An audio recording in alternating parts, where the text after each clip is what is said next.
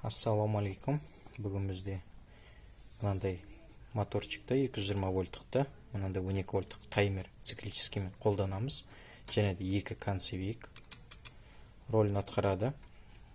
Отдельно егерде блок управлениядан бөлек осындай таймер керек болса, қалай қосу керек, сол жайлы айтылады.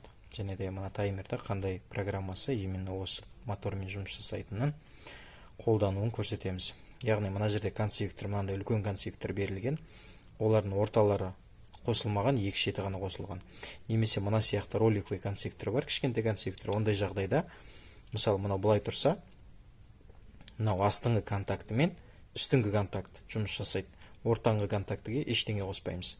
Мысалы мына проводты мына астына апарсақ, мына проводын үстіңіне апарамыз. Сол сияқты екінші жағында солай қолданады.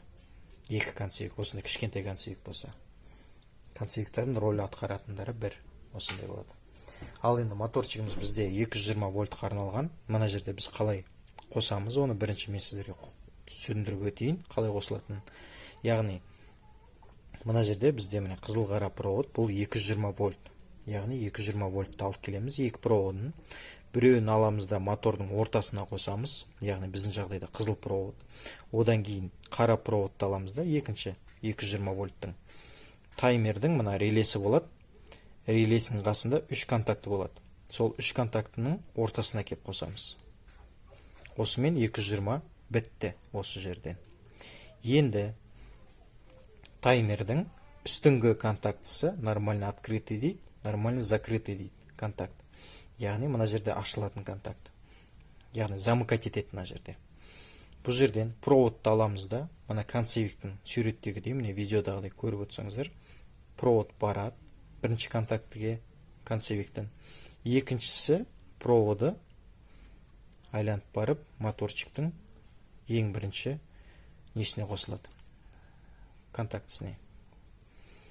Тура сол сияқты екінші концевикті, оның бір проводы мына біздің таймеріміздің төмен жағынан шығады, яғни ең төмен үшінші контактыдан шығып концевиктің соңғы контактысына барады. Одан кейін бірінші контактыдан шығып моторчиктің бергі контактысына барады. Осымен моторчик қосылды. 220 бітті. Ал енді мына таймеріміз жұмыс жасау үшін бұл жерде микро USB мен жұмыс жасайды. Телефонның зарядкасымен, я болмаса мынандай 12 вольттық питание берсеңіз де болады, 5 вольттық питание. Мына жерде жоғарғысы бізде плюс болады. Мына контакт плюс, мына контакт минус. Яғни мынаған плюс 12 вольт бересіз. Мына жерде отверткамен ашып, плюс 12 вольт береміз. Үстіңгісіне, ең үстіңгі контактіге, ал астыңғы контактісіне 12 вольттың минусын береміз. Бұл таймер өзі 5 вольт пен 30 вольтқа дейін істей береді. Ыңғайы келсе сол 5 вольт немесе 12 вольт қолданғандарыңыз дұрыс. Міне артында қарасаңыздар 6 вольт GN дегенге минус 12 вольт берсеңіз болады. Болмаса 5 вольттың минусын. 30 вольт берсеңіздер, просто мына жерде стабилизатор бар, ол қыз кетеді. Сол үшін практикада ыңғайы келсе 5 вольт немесе 12 вольтпен жұмыс жасаған дұрыс. Релеміз 10 амперға дейін арналған. Енді қазір питание береміз, қосамыз. Және де программа жайлы көрсетеміз. Бізде қарап отырсаңыздар, қазір таймеріміз автоматически қосылды, моторымыз айланды. Яғни солға айланып отқан кезде мына жерде концевик.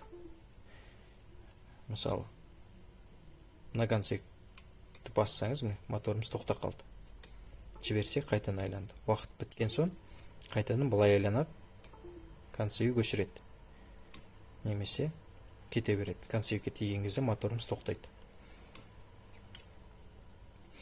Программаға келген жағдайда мына жерде 4 кнопка болады. Stop, set, up, down деген. Stop, яғни таймерді мүлде өшіріп тастаса болады. Off деп, on деп қайтан қосамыз. Программалау үшін setті 3-4 секундқа басамыз. P3-2 деген режим шығады. Бізге керегі именно осы P3-2 деген режим. Оны үшінші кнопкамен жоғары көтересіз, немесе төмен түссеңіз, мына каждый программаға өтеді. Сол кезде біз өзімізге керекті 3-2 деген программаны тауып аламыз да.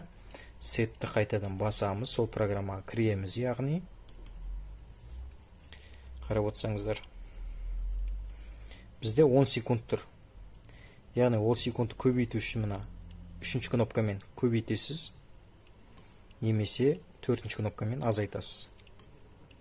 Бізде секунд тұрғаннан кейін негізі минутқа ауыстыру керек оны. Мысалы 120 минутқа қойайық. 120-ға қойдық. Мына точкамыз ең соңында тұрған кезде бұл секундпен жұмыс жасайды. Ал секундты минутқа ауыстыру үшін стоп деген бірінші кнопканы басып жібереміз. Мынау доли секунд, яғни 12 секундқа ауысты қазір. Тағы бір басып жібереміз стопты. Мынау 3 точка. 3 точка болған кезде бұл жерде минут, яғни 120 минут жұмыс жасайды. Бір бағытымыз 120 минут жұмыс жасайды. Сетті тағы да бір басамыз. CL деген шығады. CL-ді дәл солай 120-ға келтіреміз. Одан кейін точкамызды стоппен 3 точка қыламыз. Міне 2 сағат 120 минут. Қайтадан сетті басып жібереміз. Лоп. Лоп деген бұл қанша рез айлану керек, яғни цикл. Бұл жерде 3 сызықша болса, бұл бесконечно жұмыс жасай береді. Яғни 2 сағат сайын мына жақта жүреді, 2 сағат сайын мына жақта жүреді. Немесе бір немесе 2 рез берсеңіз, 2 рез жұмыс жасайды да тоқтап қалады. Сол үшін бұны 3 сызықша қыламыз. Енді осы программаны сақтау үшін сетті 4-5 секундқа басып сақтадық. Сақталған соң, міне көріңіздер, 120 минут қазір бітеді. Мына солға айланғанымыз 120 бойы айланады. Ал енді бізде инкубаторда лотогымыз айланып келе жатқан кезде, мына лотокқа концевке тиеді, біздің моторымыз тоқтайды. Сол сияқты бұл уақыт біткен соң кері айланады. Кері айланған кезде мына жақ концевкемізге келеді, тоқтайды. Сол кезде моторымыз тоқтайтын болады. Міне. Енді 120 минут, 3 сағат қойсаңыз болады, 4 сағат қойсаңыз болады, өзіңізге қалай ыңғайлы, 1 сағат қойсаңыз болады. Ол кезде 60 минут дейсіз, 90 минут, 120 минут, өздеріңізге қалай ыңғайлы. Осылай міне қосылады. Түсінікті деп ойлаймын. Қалған контактыларға ештеңке қоспайсыз, бос контактылар тұра береді. Мына концевктағы контактылар тоже, ортасындағы контакт орнатылмаған, қосылмаған яғни. Одан кейін мына жерде цифрлар өш қалатын кездер болады. Ол қалай, не үшін өш қалады? Яғни мына стоп дегенде 5-6 секунд басып тұрсаңыз, CP деген шығады. CP десе қазір 3-4 минуттан кейін мына цифрларыңыз өш қалады. Ол өшпес үшін стопты қайтадан 5-6 секундқа басып тұрасыз, жібересіз. 0D деген шыққан кезде, бұндай кезде сіздің цифрларыңыз өшпейтін болады. Мына реленің істеп тұрғаны міне көк лампочкадан көруге болады. Немесе қазір бізде таймер off деген өшіп қалды.